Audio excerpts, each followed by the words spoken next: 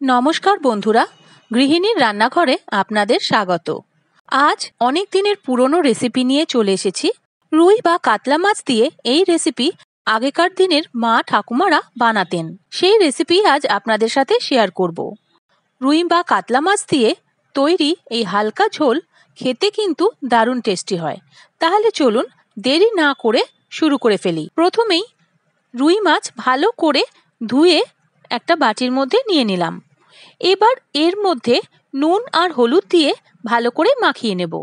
আমি এখানে রুই মাছ নিয়েছি, আপনারা চাইলে কাতলা মাছ দিয়েও এটা করতে পারেন। রুই আর কাতলা দুটো দিয়ে এটা ভালো লাগে। একটা বাটির মধ্যে পরিমাণ মতো হলুদ আর জিরে গুঁড়ো নিয়ে নিলাম। এবার এর মধ্যে সামান্য জল দিয়ে মশলাটাকে ভিজিয়ে রাখবো।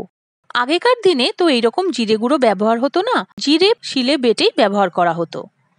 তাই মশলাটাকে একটু আমি জলে ভিজিয়ে রাখলাম। এখন গ্যাসে কড়াই বসিয়ে দেব আর দিয়ে দেবো পরিমাণ মতো তেল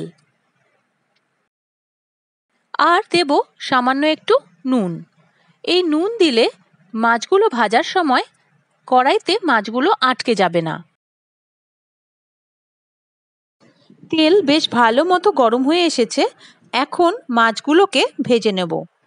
খুব ভালো মতো তেল গরম না হলে মাছ তেলে ছাড়বেন না, তাহলে মাছ কিন্তু কড়াইতে আটকে যাবে। মাছগুলো খুব বেশি ভাজবেন না, হালকা লাল লাল হলেই তুলে নিতে হবে। মাছ খুব বেশি কড়া করে ভাজলে মাছের ঝোলের স্বাদ কিন্তু ভালো হবে না। এই রকম হালকা ভাজতে হবে। বাকি মাছগুলোকেও একইভাবে ভেজে নিয়েছি। এবার আমি এই তেলেই আলুগুলোকে দিয়ে দিলাম। আলুগুলোকেও একটু তেলের মধ্যে নাড়াচাড়া করে নেব। দেখুন আলুগুলো ভাজা হয়ে এসেছে। এবার কড়াইয়ের একধারে আলুগুলোকে সরিয়ে দিলাম। এই তেলের মধ্যেই আমি দিয়ে দেবো রাঁধুনি হাফ টিস্পুন আর জিরে দিলাম হাফ টিস্পুন। রাঁধুনির মধ্যে অনেক সময় মাটি থাকে, তাই আমি সবসময় বাজার থেকে কিনে এনে রাঁধুনি ভালো করে জলে ধুয়ে শুকনো করে নিই। রাঁধুনি আর জিরে ভাজা হয়ে এলে দিয়ে দেবো 1 চা চামচ আদা বাটা আর 2টো তেজপাতা ছিঁড়ে দিয়ে দেবো। আদা খুব বেশি ভাজবেন না, আদা বেশি ভাজলে তিতো হয়ে যায় আর আদার সুন্দর গন্ধটাও নষ্ট হয়ে যায়। আদা ভাজা হয়ে এলে এর মধ্যে দিয়ে দেবো ভিজিয়ে রাখা মশলা।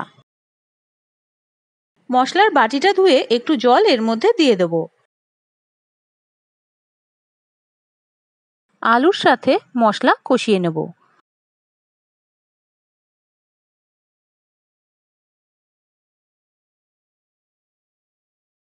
দিয়ে দেব পরিমাণ মতো নুন। এখানে মনে রাখতে হবে আমরা মাছ ভাজার সময় তেলে কিন্তু একটু নুন দিয়েছিলাম, তাই এই সময় নুনটা বুঝে দিতে হবে। মশলা কষানো হয়ে গেছে, এবার দিয়ে দেবো পরিমাণ মতো জল।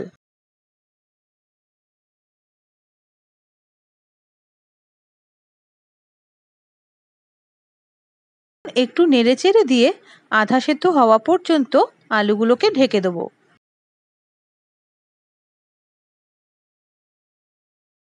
কিছুক্ষণ বাদে ঢাকনা নামিয়ে দেখে নেব আলু আধা সেদ্ধ হয়েছে কিনা।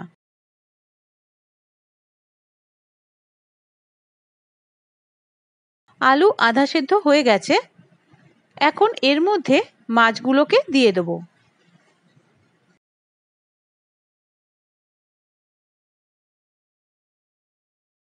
মাছগুলো যে বাটিতে রেখেছিলাম সে বাটিটা ধুয়ে সামান্য একটু জল এর মধ্যে দিয়ে দিলাম। এবার দিয়ে দেবো 2টো কাঁচা লঙ্কা।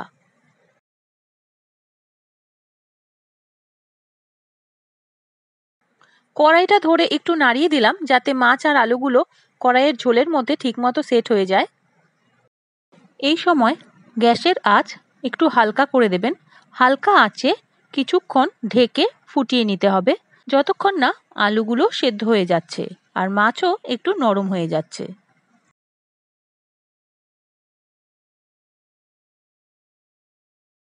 কিছুক্ষণ বাদে ঢাকনা নামিয়ে একটু নেড়েচেড়ে দেবো আর দেখে নেব আলু সেদ্ধ হয়েছে কিনা। আলু সেদ্ধ হয়ে গেছে, এখন মাছগুলোকে উল্টে দেব। আশা করছি এই রেসিপিটি আপনাদের ভালো লাগবে।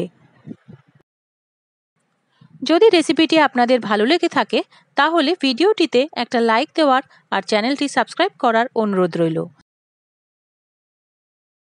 আঁচ কিন্তু কমিয়েই রাখবেন। এখন দিয়ে দেব সামান্য একটু লেবুর রস। একটা বাটির মধ্যে নিয়ে নেব 1 চা চামচ রাঁধুনি আর নেব 2টো কাঁচা লঙ্কা। এবার এটা মিক্সিতে বেটে নেব। আর এখন এই রাঁধুনি বাটা মাছের মধ্যে দিয়ে দেব। আর হ্যাঁ, রাঁধুনি বাটা কিন্তু খুব বেশি পরিমাণে দেবেন না। বেশি পরিমাণে রাঁধুনি দিলে মাছের ঝোল তিতো হয়ে যাবে। মাছ বুঝে রাঁধুনি বাটা দিতে হবে। রাঁধুনি বাটা মাছের ঝোলের সঙ্গে ভালো করে মিশিয়ে নেব আর গ্যাস বন্ধ করে দেব। আর বেশি ফোটানো যাবে না, তাহলে রাঁধুনির গন্ধটা নষ্ট হয়ে যাবে। মাছগুলোকে একটু উল্টে দিয়ে আবার 10 মিনিটের জন্য ঢেকে রেখে দেবো। 10 মিনিট বাদে নামিয়ে নিলেই তৈরি পুরনো দিনের অত্যন্ত সুস্বাদু রেসিপি রাঁধুনি রুই। সবাই ভালো থাকবেন। ধন্যবাদ।